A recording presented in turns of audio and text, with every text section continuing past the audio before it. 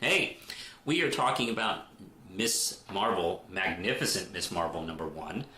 And before we get going, I have a little sponsorship here.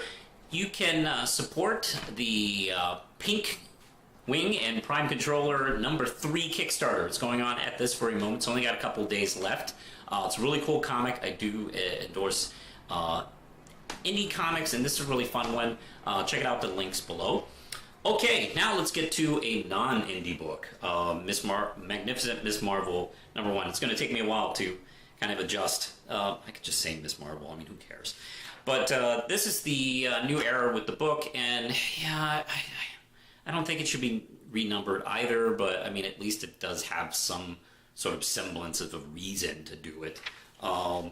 Let's see, because G. Willow Wilson is now gone from the book, as well as Nico Leon, Saladin Ahmed, and Minkyu Jung are now taking over the book. And boy, they jump in head first with this one. Let's see, it does have a little bit of a framing device of a alien world where a parent is telling their child this magnificent story about this fantastic hero that was the godsend and savior of all of us. And well, it's funny where it basically kind of like describes Miss Marvel in this really beautiful flowing way, and we kind of get to see the reality of, you know, her being her, and, you know, kind of being a doofus with superpowers. And let's see, it also does a nice thing where one of her friends kind of isn't totally in on how she got these powers, so it does give us a chance through her to kind of relive the origin for those of you who are just starting with this one. But unfortunately, things aren't cool forever, because her parents have finally gotten like the idea that she is Miss Marvel and forbid her to do it anymore, which is pretty tough.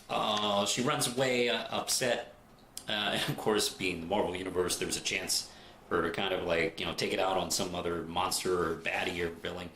And what's weird is after she knocks it down, it kind of explodes or devolves into some kind of like gooey mush. And then she fights another monster, takes it out like a frickin' badass.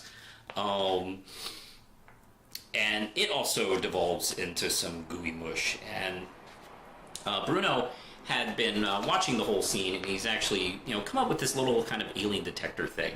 So he's kind of using it to like pinpoint, like, you know, when these other creatures might attack. And unfortunately, it goes right to her dress, so she of course runs home. By the way, I've seen shots of her like getting really tall and running through the city, and I keep thinking, how cool would it be if she fought Stilt Man? Has that happened? Hey, Saladin, if you're watching this, Stilt Man, consider it. It might be fun.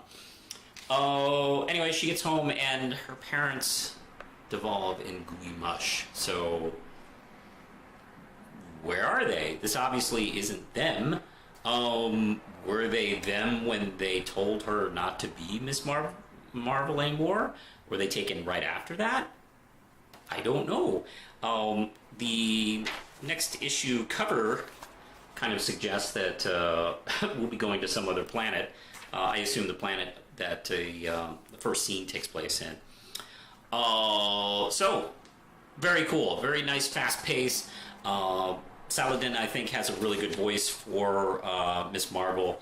I had a feeling he would, but very happy to see kind of the character keep going. Didn't kind of lose any kind of feeling from the previous series to this. And of course, we're jumping into a big adventure too. So, yeah, okay. I'm going to give it 5 out of 5 ram chips. I really enjoyed this first issue a lot. I felt pretty secure in the hands of Saladin Ahmed, but now that I've kind of read the issue, it's like, okay, all right, cool, all right.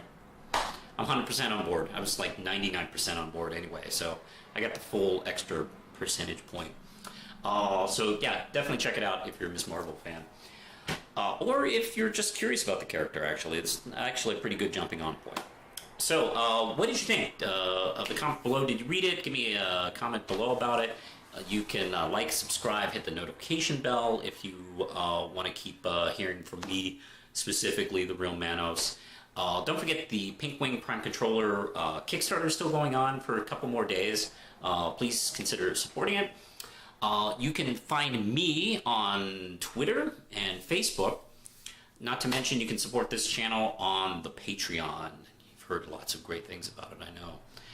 All right, so I think we're done here. Push the button, Lindsay.